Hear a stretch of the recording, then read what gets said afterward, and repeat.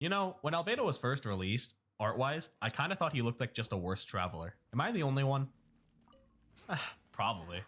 Anyways, so Albedo has been released in 1.2 along with Dragonspine Mountain. How good is he? Let's find out. I do want to preface this by saying that this is a first impression and they are subject to change as time goes on and we figure out his mechanics more. Let's start off by talking about his DPS numbers on his basic combos. As is, his DPS combos do not have great DPS values as shown by this chart, and comparably, he's worse than Kaya in DPS. Unfortunately, I thought he was going to be a Geo DPS on release, but let's keep going. His Z skill is actually pretty good. I don't really care for the platform, but it's actually pretty hilarious with Ventiel, noting how the height brings you to the perfect area in which you can attack the vortex enemies. However, his energy regeneration on his base E attack pretty much doesn't exist. Also, when you proc a Z, which randomly does percent Albedo's defense, which is so unnecessary, seemingly only has a chance to generate elemental particles, but that's something we'll talk about later. His ult is really cool, although there's so many particles that I end up lagging sometimes. And if you have his elemental skill out beforehand and ult inside the radius, 7 random flowers will explode inside the radius. Yes, it's random. Therefore, it's hard to get the maximum damage off unless there are a ton of enemies. And it seems like the damage can stack if the enemies are big enough or you get lucky where the flowers explode and can do a lot of damage. At around talent level 6, if you somehow hit every single flower, it does around 1200% damage. Let's talk about his talents right now. His talents are pretty nice. Passively, if you use him to craft, he has a 10% chance of doubling weapon ascension materials. His first combat talent gives him more damage to low health enemies, and his second combat talent gives all allies 125 elemental mastery for 10 seconds after he casts his elemental burst skill, which is probably going to end up being really good if those geo changes go through in 1.3. Constellation wise, I'm going to be honest, none of these talents are worth rolling for except C1, which gives Albedo 1.2 energy whenever his elemental skill is procced. I think. I don't have it, so I'm not sure. His C2 gives him percent defense damage on his E whenever he procs his elemental skill, which goes away after he ults.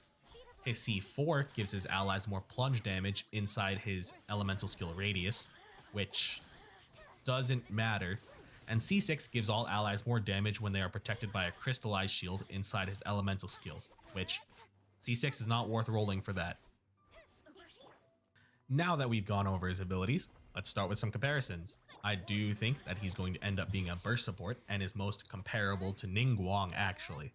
Ningguang's abilities and ult make her a more single target oriented burst support, while Albedo seems more like a sustained area of effect support. However, one of the things that make her probably better than Albedo, although Albedo can generate more elemental particles, Ningguang is more guaranteed elemental particle generation by actually landing her elemental skill. The other thing to note though is Albedo's elemental skill lingers and deals geo damage, although it's based on his percent defense. Like, seriously, why is this even here? If you do have Albedo and are looking to build him, I would recommend the Noblesse Oblige set.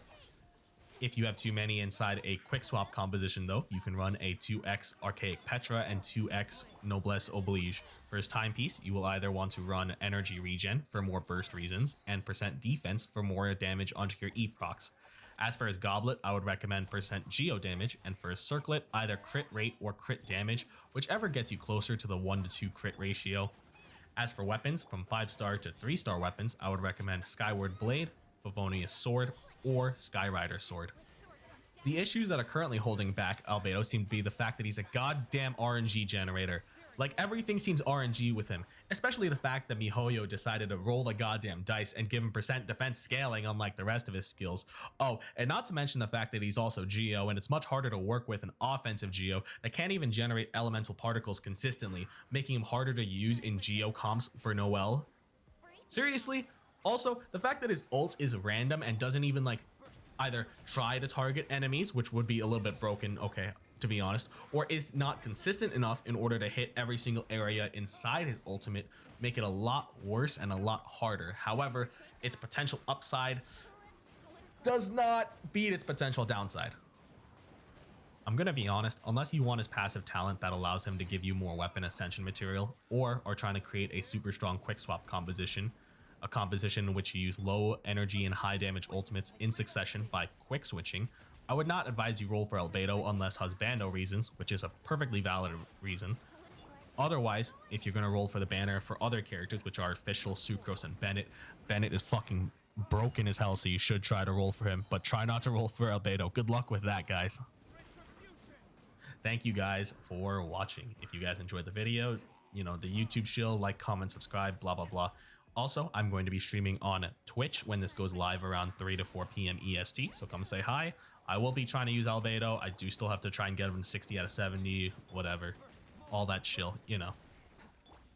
Otherwise, link is in the description for my spreadsheets that aren't completely done yet, but hopefully I will see you guys on Friday. I'm going to be trying to upload Friday and Saturdays, but other days will be mostly for news and extra stuff like this. So yeah, thank you guys for watching. I'll see you guys next time.